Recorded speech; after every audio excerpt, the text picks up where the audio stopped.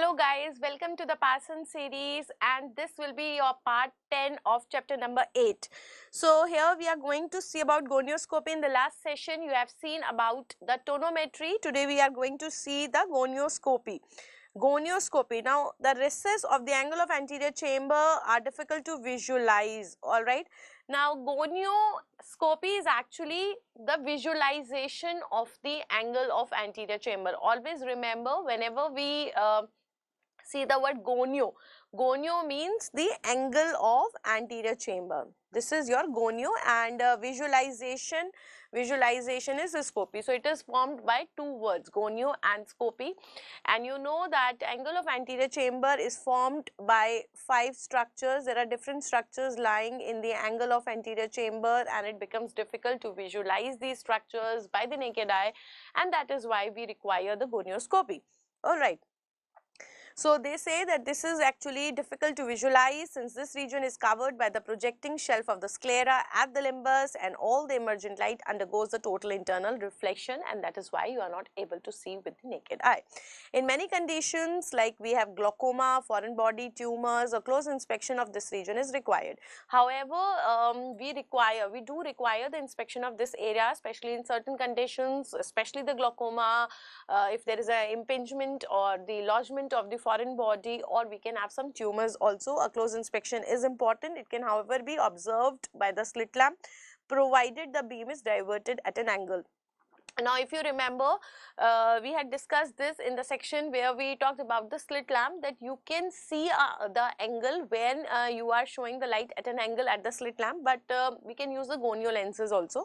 For this purpose, several types of gonioscopes have been developed. The simplest is the indirect gonioscope, typified by that of the Goldman.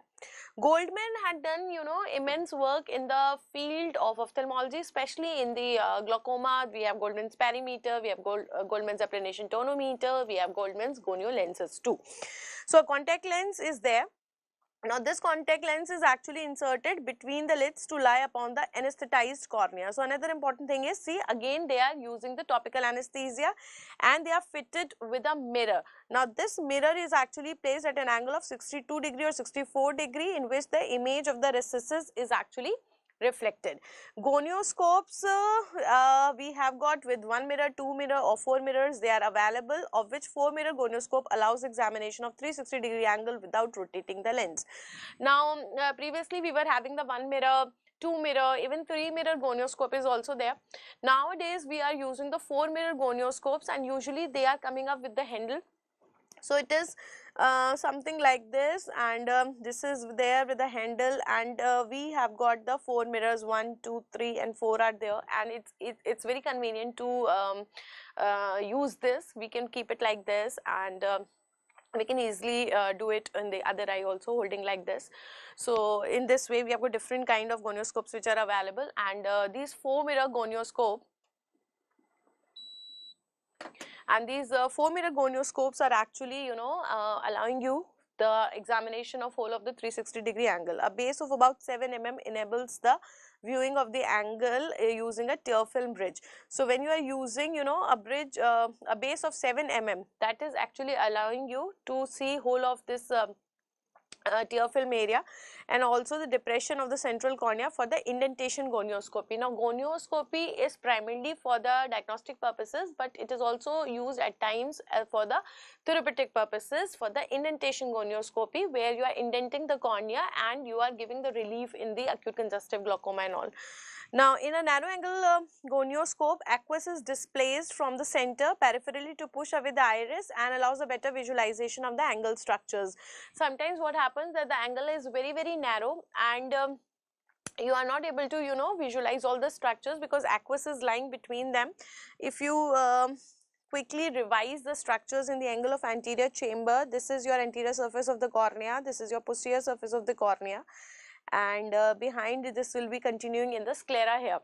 Now if you see here, this is your iris, this is also iris, then we have got the ciliary body, and we have got what you called as the this is going in the choroid here, and here I have the lens. So if you look at the angle structure, this is actually starting from This will be the root of the iris. Okay, we are including this also, the root of the iris.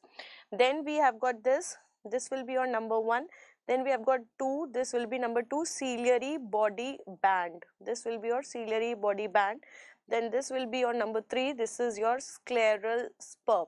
Spur actually means a projection, so projection is used. Then 4th is your trabecular meshwork. Here at the angle we have got a very fine network kind of a thing. This is number 4, this is your trabecular meshwork. And then 5th is the Schwalbe's line. 5th is the Schwalbe's line, and Schwalbe's line is nothing but the prominent end of the Descemet's membrane of the cornea. Now what is Descemet's membrane? You know that we have got 6 layers in the cornea, and one amongst them is your Descemet's membrane. Descemet's membrane is you know, one of the toughest layer. Previously even the Descemet's membrane was toughest. Now it is the pre-Descemet's membrane which is considered to be the toughest. So the edge, the prominent end of this Descemet's membrane is called as the Schwalbe's line. So we have to see all these structures, and here we actually have the aqueous.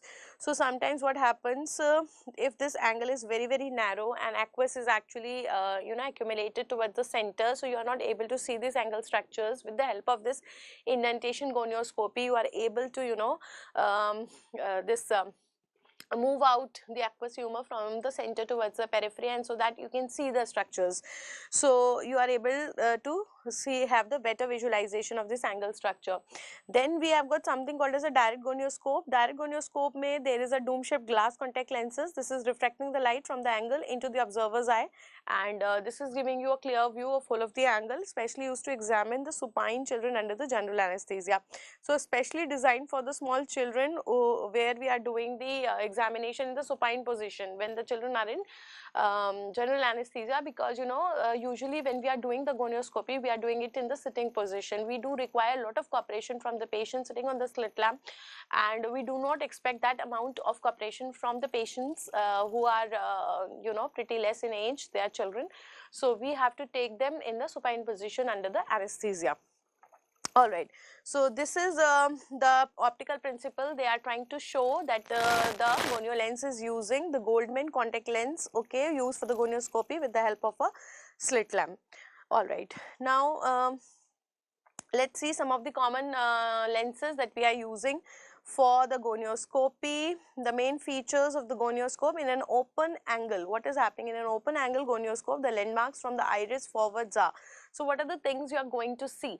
You are able to see the anterior surface of the iris, then you have got the ciliary body. So first is your root of the iris, then you have got the ciliary body band, then you have got the scleral spur, then you have the trabecular meshwork, and then you have got the Schwalbe's line. So always remember these 5 structures, very important. And sometimes they are asking you the Schwalbe's line in itself also. So Schwalbe's line is the glistening white line corresponding to the peripheral extent of the Descemet's membrane. It is a MCQ in itself. And beyond this we have got also the posterior surface of the cornea, but usually this is not considered to be a part of the angle of anterior chamber, and we are not going up to that extent. Usually the Schwalbe's line is the posterior end of the angle. Okay, so they have tried to show you the parts of the angle of anterior chamber seen by the gonioscopy here. Narrowing of the angle can be identified by a steep configuration of the iris and the angulation of a slit lamp. Right, Schwalbe's line can be identified by following the anterior and posterior surface of the cornea split to the point where they meet. So the anterior and posterior surface of the cornea are actually splitting also, and they are meeting also at one common point. That is usually the Schwalbe's line. Then we have got another thing called as a trans-illumination. Trans-illumination may what you are doing, an intense beam of light is thrown through the conjunctiva and the sclera. Intense you know, beam of light is going, whereupon the pupil normally appears red.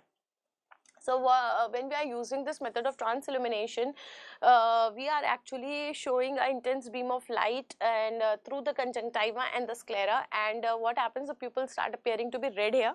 If however a solid mass lies in the path of the light, beam is obstructed and then pupil remains black.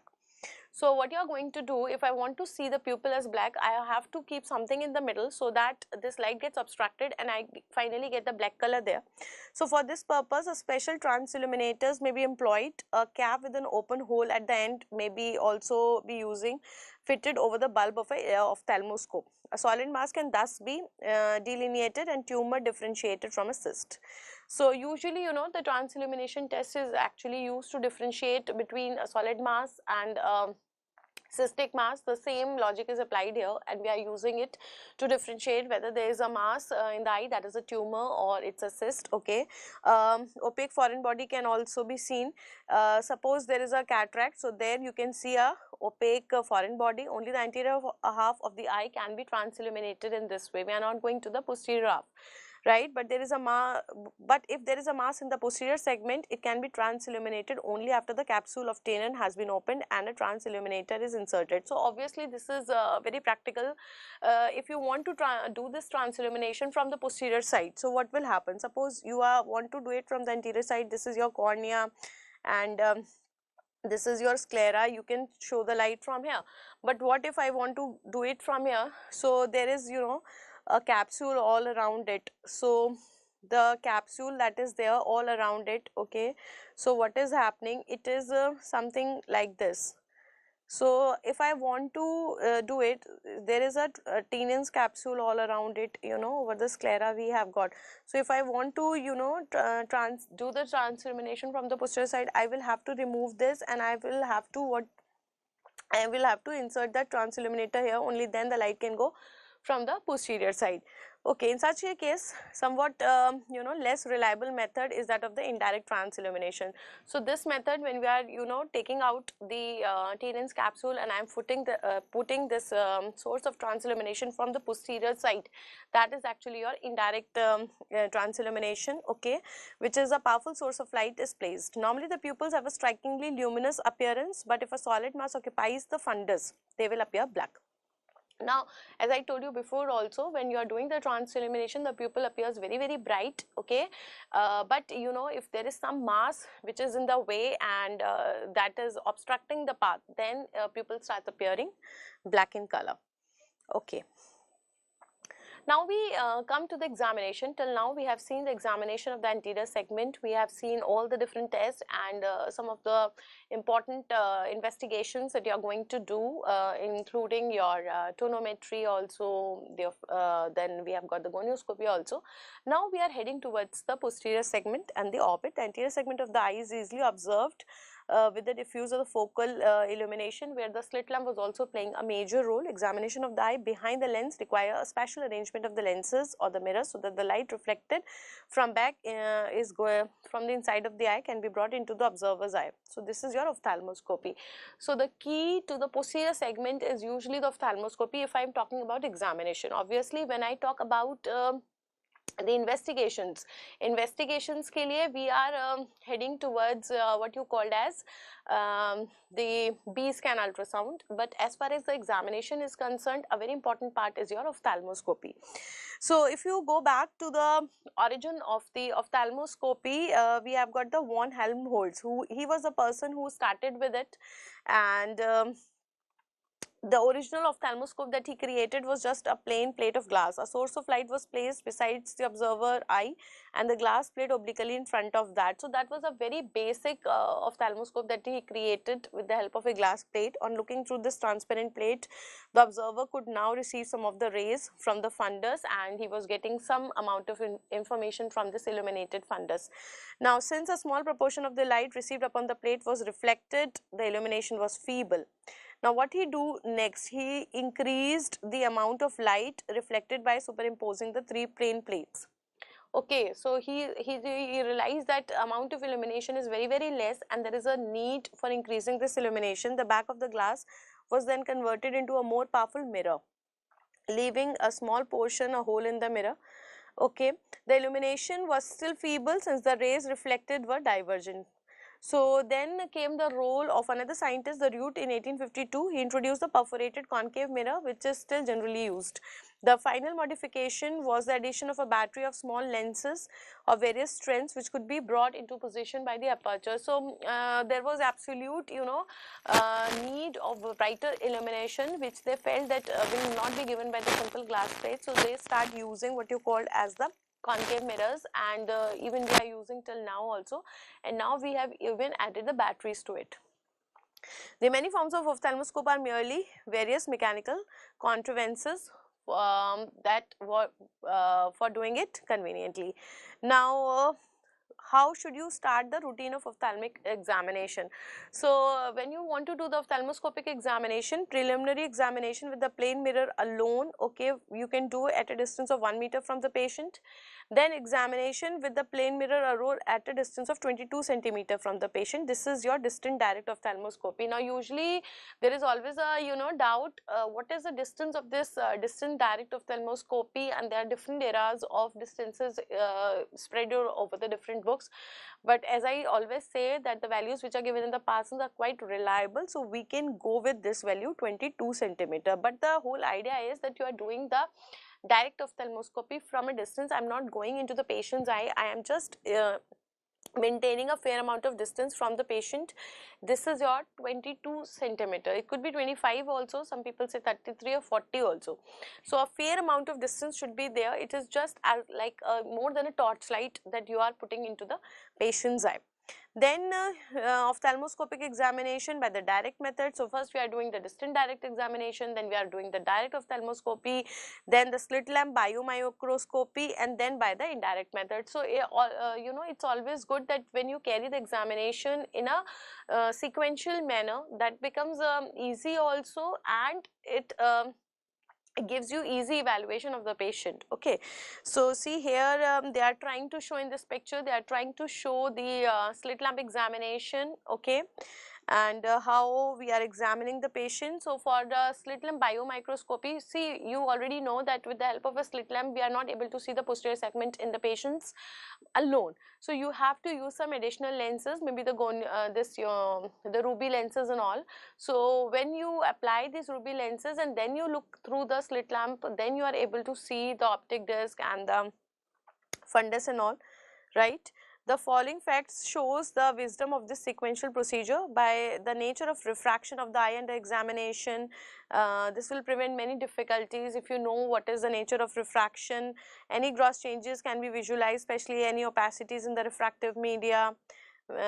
They at once may be made evident, whereas they may be very puzzling if it is observed first by third and fourth. So it's very important because you can go in other sequence also, like they are giving you a sequence that you have to go first with the plane mirror, then distant direct, then biomicroscopy, and then the indirect. So they are justifying it.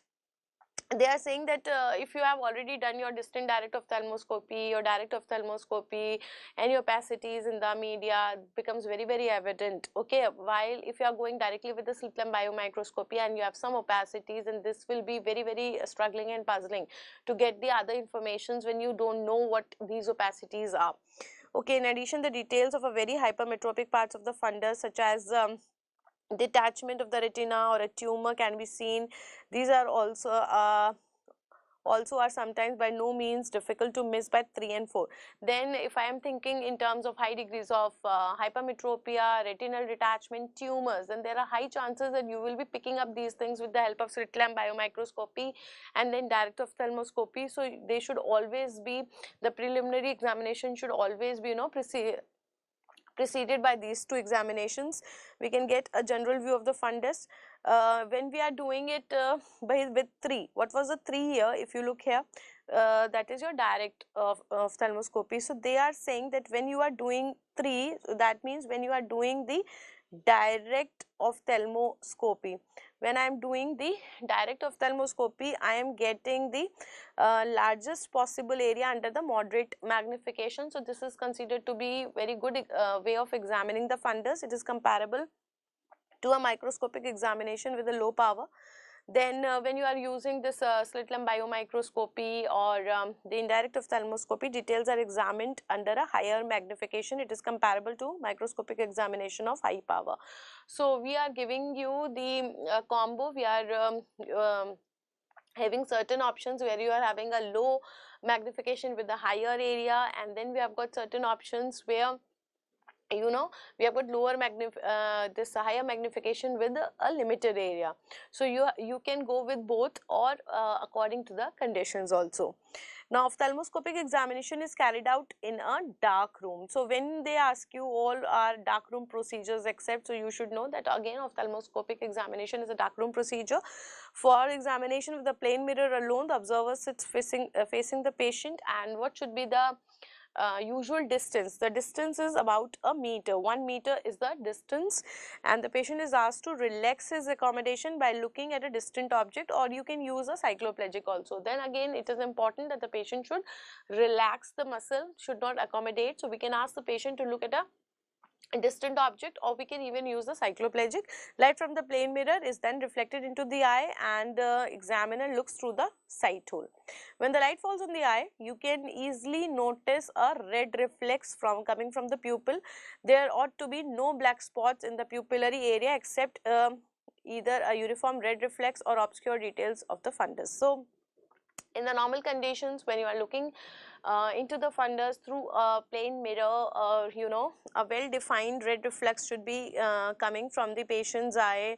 There should not be any black spots. You are just getting a uniform red reflex there. By tilting the mirror into and fro in various directions, the examiner can obtain a approximate idea of the refraction of the eye.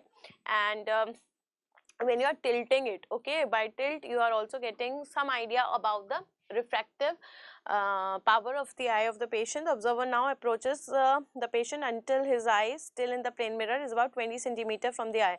So now we are going to 20 centimeter from the eye. So you started, if you look here, we actually started from a meter.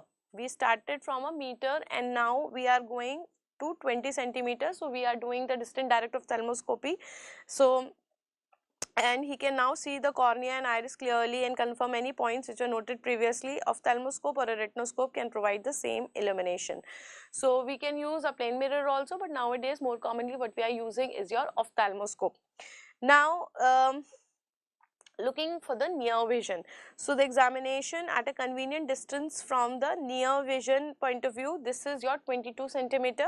This may be performed using a plane mirror, or we can use ophthalmoscope to examine the superficial parts of the eye more accurately. The observer should be at a distance suitable for the distinct unaided. So they are saying that 22 centimeter is a good distance where you can notify all the important details. Okay, if the patient is hypermetropic or presbyopic, he will naturally have to use a convex lens. So we are using 22 centimeter, and if a person is having a problem in the near vision, okay, either it can be hypermetropia or it can be presbyopia, he will be using the convex lens by himself.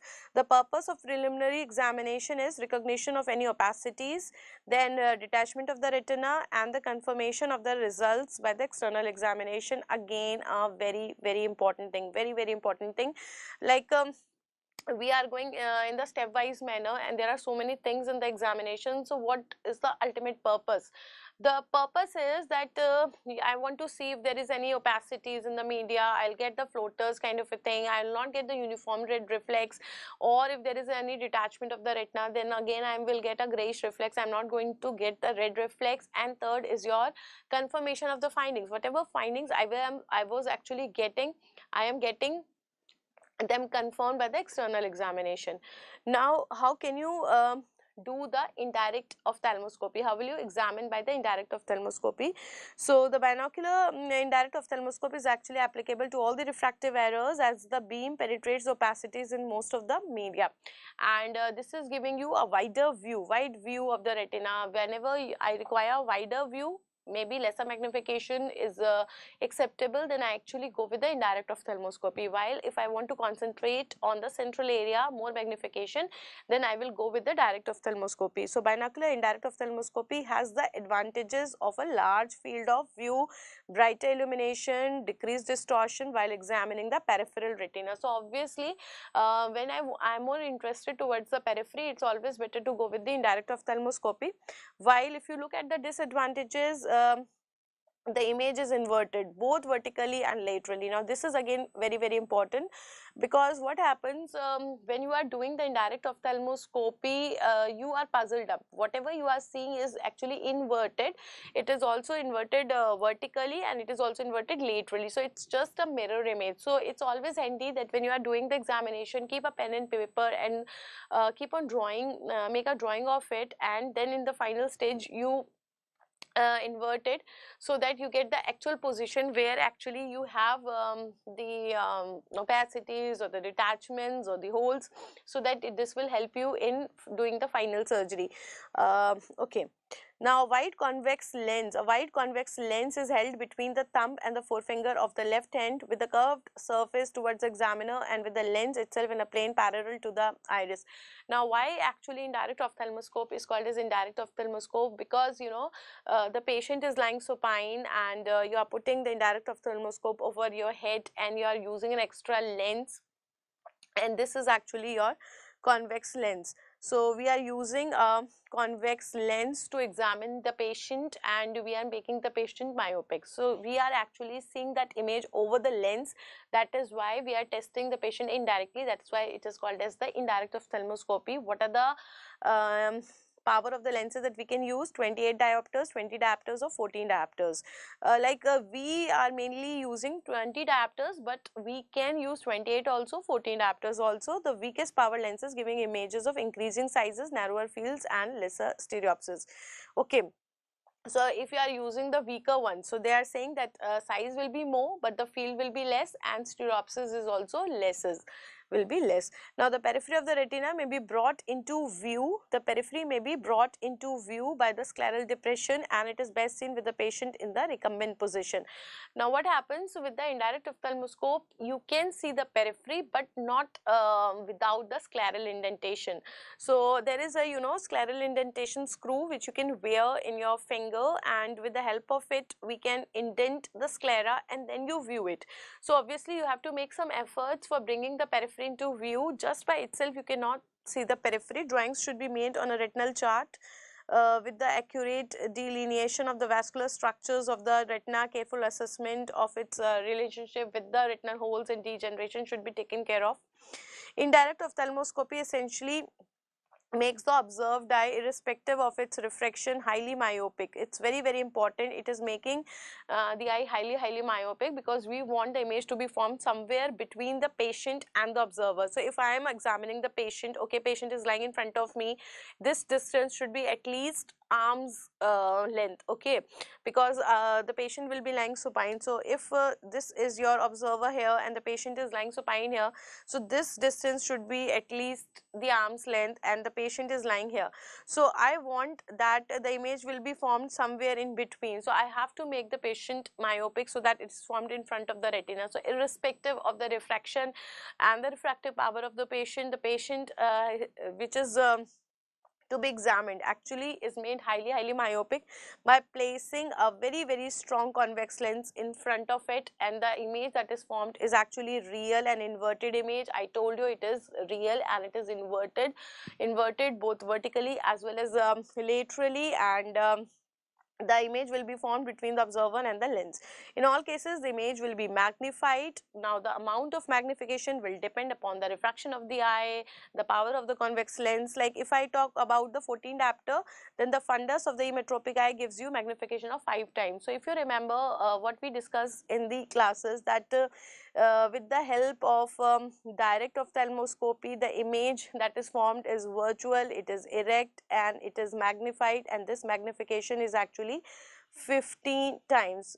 Similarly, if I talk about the indirect ophthalmoscopy, the image that is formed is actually real, it is inverted and it is also magnified, but this magnification is only 5 times. So, when I talk about this 5 times, it is by the plus 14 diopter, not by the 20 diopters. When I am going with 20 diopters, it is like 3 times only. Alright. It will be seen that with the same lens, inverted image is formed at different distances beyond it according to the refraction, right. So, if I am talking about the emmetropic, okay, so at its own focal distance, the emmetropic image will be formed at the focal distance of the lens.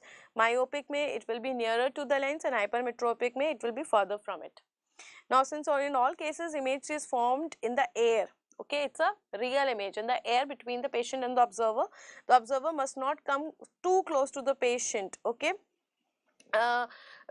you know, we have an instinct that we want to look it into the image quite clearly, so we tend to come very very close to the patient, so that should not be there. A distance has to be maintained. Okay, a natural impulse is there in order to reach the area like clearly with the unaided eye. So you have to actually maintain that distance, about arm's distance, arm's length distance should be there between the observer and the patient. Once the headpiece is comfortably adjusted on the observer's eye, two illuminated circles are observed on a surface, and interpupillary distance between the prisms is altered so that you see only one circle. See what happens actually when you fit this headband. You have got, you know, binoculars, so you start seeing two circles there, and in order to get the stereopsis you have to maintain the IPD. So we have got the movable screws here, and you have to move them in such a way that you get, you know, if you are getting two circles, then you get the one single circle here, and then you see. So that means every time you are you know, doing the examination in eye, the IPD is very very important, because if you are not setting the IPD, that you know, binocular vision, the stereopsis is not obtained. So that is again very important. And then you have to hold the lens between the thumb and the forefinger, and you have to move it. Okay, now a good retinal glow is visualized. Lens is then gradually withdrawn from the eye till the retina comes into focus. So we actually start from the patient and then we start bringing it above, and wherever you start seeing the view of the retina, usually the optic disc, because we ask the patient to look straight ahead, so we start seeing the optic disc, and when the patient will look directly into the light which we are showing, then we will be start seeing the macula. But usually we do it in the last, because you know, when if you are giving this illumination directly into the patient's eye, then patient becomes less cooperative because of photophobia. So try to see the macula in the last only. All right, so this is the optical principle. They are trying to show what we have with the indirect ophthalmoscope, right? Okay, one of the difficulties in the indirect ophthalmoscopy or indirect method is the reflexes which are formed by the eye and the surface of the lens. So we get a lot of reflexes there. The cornea shows a reflex of the illuminating light which can be seen through the convex lens magnified. The surface of the lens towards the observer should act as another convex mirror and form another reflex situated behind the lens. So the lens that we are using, okay, that is also responsible for creating the reflexes. Similarly, the surface of the lens near the patient acts as a concave mirror, and that is also forming a reflex. So the lens that we are using, okay, both the surfaces are actually responsible for creating the reflexes, and they are very very troublesome. They may be avoided by tilting the lens so that they will move in the opposite direction, and you can have a view in between them. So it's always good that instead of keeping them straight, we will tilt it somewhat so that we are avoiding these reflexes. The tilting should not be overdone, since optical effect of astigmatism will be produced. Yes, you have to go in a limited manner. You cannot entirely tilt it, because then the astigmatism will be there. Then we come to the examination by the direct ophthalmoscopy. Now this is very very, you know, unique and handy way of examining the eye with the help of a direct ophthalmoscope. This is a portable method, a battery operated method, and it's a self illuminated one and also a handheld instrument. So there are several advantages of the direct ophthalmoscopy.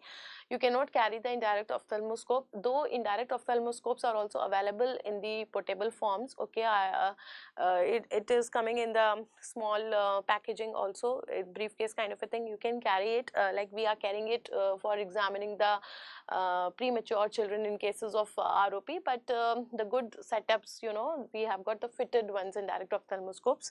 And this is a direct ophthalmoscopy is allowing you the visualization of posterior pole of the retina up to the equator. It projects a light through a variably sized aperture.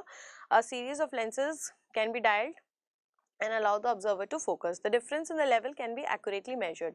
Thus, the bottom of a cup disc will be relatively myopic to the edge, so that a more concave lens will be required to see the vessels at the bottom to the cup clearly. So you can easily see into the patient's eye, and we have the facility that we can adjust the power in the ophthalmoscope depending upon your own refraction and the patient's refraction. All right, so and you can easily examine the things like swollen disc, a tumor. Okay, now it can be proved that if the correcting lens is at the anterior focus of the emmetropic eye, the difference of 3 diopters is equivalent to approximately 1 mm difference of level at the fundus.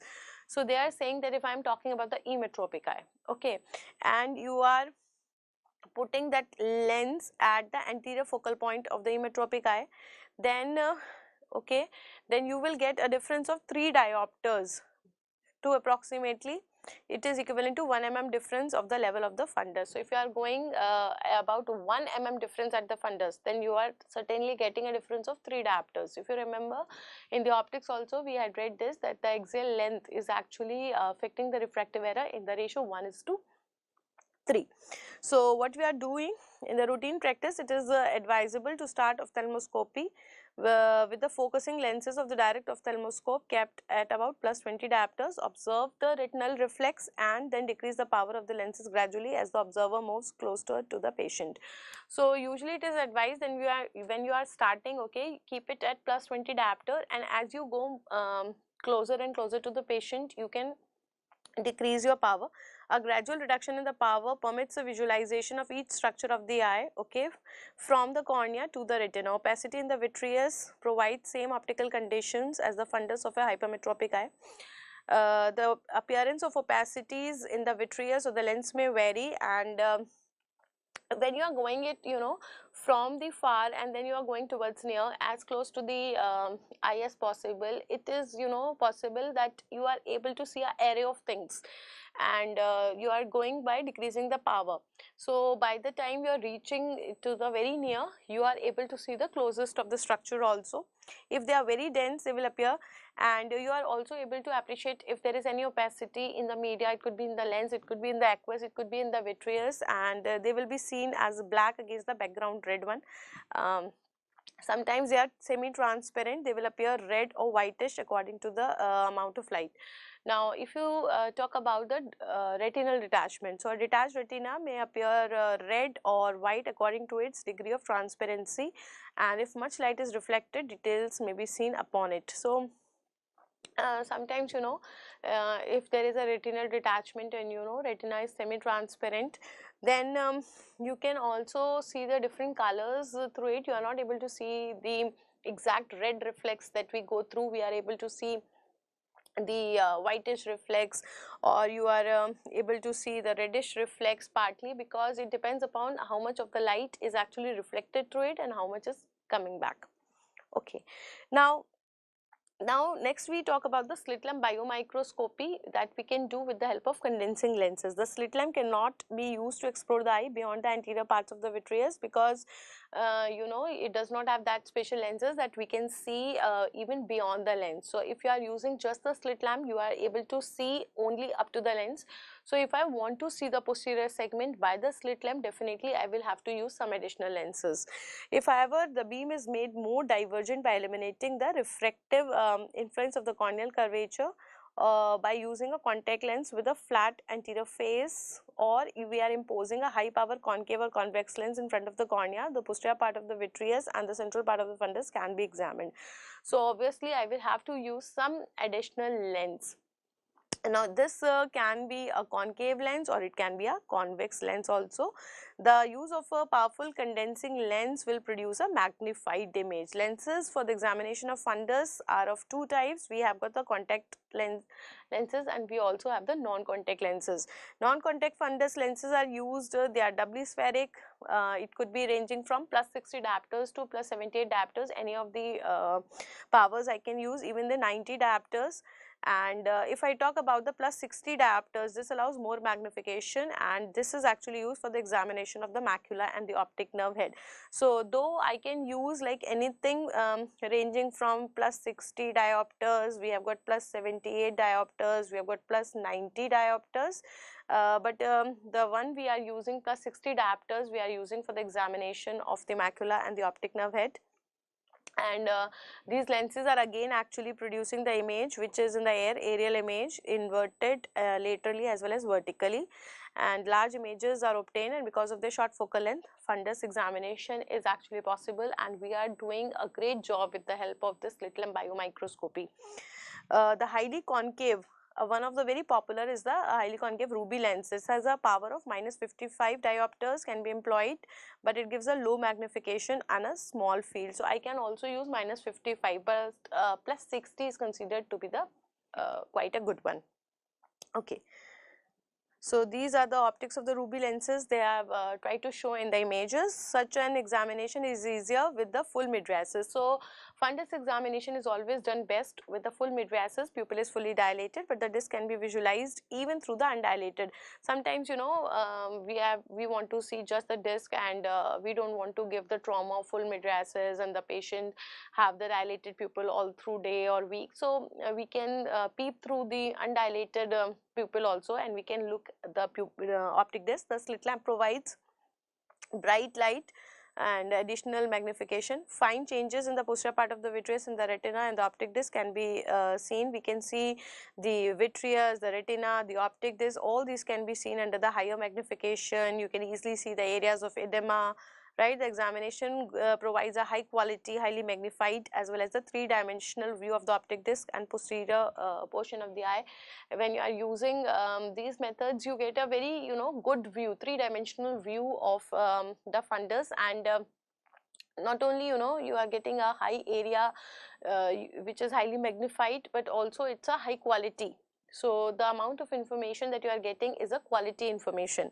As in the binocular indirect ophthalmoscope, here also the lens is held in the front of the patient's eye, and the convex lenses are initially held very close to the eye between the thumb and the forefinger. So when we are examining at the slit lamp with the help of lens, so actually we are using these two fingers and we are putting in against the patient's eye as close to the eye as possible.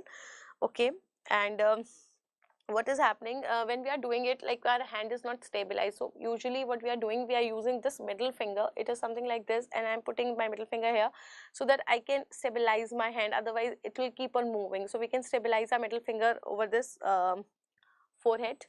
The slit lamp is adjusted so that the illumination and the observation arms are aligned, and the magnification, I told you in the slit lamp examination also that we usually start with the 10x. Okay, the illumination is kept low, slit beam that you are using width is also very less, 2 to 3 mm, and the slit lamp is withdrawn from the eye. Once the fundal glow is visualized, lens is drawn away from the eye till the posterior fundus comes into the focus. Reflections can be reduced again by tilting the lens as we were doing with the indirect ophthalmoscope. The posterior fundus viewing the contact lenses, okay, nullify the power of the cornea, and this posterior fundus can be visualized directly through the lenses. The image produced is again virtual, it is erect, and it is situated in the anterior vitreous cavity, that is anterior to the retina. This one is your virtual and erect, and viewing the more periphery of the retina requires the use of the indirect contact lenses. If you want to see more of the periphery, so you have to go towards the indirect contact lenses, which are utilizing the angulated mirrors. So one is your Goldmann 3 mirror contact lenses. So as the name says, this has got 3 mirrors which have got different angle of inclination. Look at the inclination, we have 73 degree, 67 degree and 59 degree. Alright. Now the central part of the contact lens allows a direct view of the posterior fundus. So central part, say you can see towards the center, and if you look at the peripheral fundus, it can be examined by each of the mirror. We have got 3 mirrors now, so we can see the central fundus through the central part, and we have got 3 mirrors through which I can see the periphery. There are other lenses available for the laser treatment of the retina, like I have got the pen fundoscopic lenses, transequatorial lenses. So you should at least know the names and where they are used. Okay. So these are your Goldmann's 3 mirror contact lenses, okay, which we are using. So can you see this central area? This central area will be giving you a view of the center of the fundus, and these 3 are for your periphery. These 3 are your periphery. So this was about the posterior examination of the eye, and finally we have come up to the end of chapter number 8, and it was a quite long one. Thank you for all your patience, thank you for your motivation. Whenever you do comment, whenever you like the videos, we actually tend to get motivated for doing such a hard work and bringing line by line explanation of the textbook, which is a golden book with the diamond lines, as I say, the Parsons book for you. So the examination of a person's visual functions we have seen the field of vision, perimetry, dark adaptation, contrast sensitivity, color perceptions.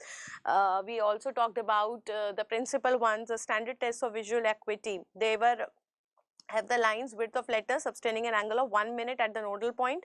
And a very important thing that we discussed in the visual acuity was that the whole letter was making an angle of 5 minutes. And then we discussed the commonly used charts, Snellen's chart, Logmar charts, picture and symbol charts. Then we look for the electrophysiological test like ERG, EOG, VEP. Then the test for binocular vision, stereo acuity, Begolini striated glasses, Titmus fly test, TNA test, all these automated perimetry records. And then we also did the examination, the external examination of the eye, how to do it over the slit lamp biomicroscopy. Then we talked about anterior segment OCT, confocal microscopy, ultrasound biomicroscopy, and recently we talked about the posterior segment with the help of Ruby lens, 55 diopter, 78, 60, even this one your 55 diopters, 60 diopters, 78 diopters and 90 diopters. A direct ophthalmoscopy is used for 15 times magnified, while if I talked about the indirect ophthalmoscopy and that too 14 diopter lenses, then we are getting the 5 times stereopsis with the inverted image both vertically and as well as laterally. So I think you must be feeling confident now as far as your reading of the textbook is concerned, as far as your postings are concerned, your internship are concerned, and even if you are a first year resident of ophthalmology, these are the basic things that you have to master first. Okay, you have to go to the highest of the things, but basically the first step always starts from the very basic. So only when you have mastered all these basic techniques, you can actually go to the further and further recent examinations. So I hope you are now well versed with the ophthalmic examination. Do comment me in the section if there is any difficulty regarding any of the points in this chapter number 8. Also do tell me what are the other things that you are feeling difficulty in, because you know your examination is coming now very near. We are having this NEET date now 18th of April. So do let me know if you want to know anything further, and also please do read the book along with me. It's very important that you don't leave the backlog now. You don't have the time now to leave the backlogs, and even if you don't have the time to go through all the topics of Parsons, I would definitely recommend, please see at least this chapter number 8. It's highly recommended one, because nowadays they are asking so many questions on clinical examination. So this is highly recommended that you go through this chapter, because it is a high probability that so many things would be asked from this chapter number 8 as far as the clinical examination and the testing is concerned. Thank you and happy ophthalmology.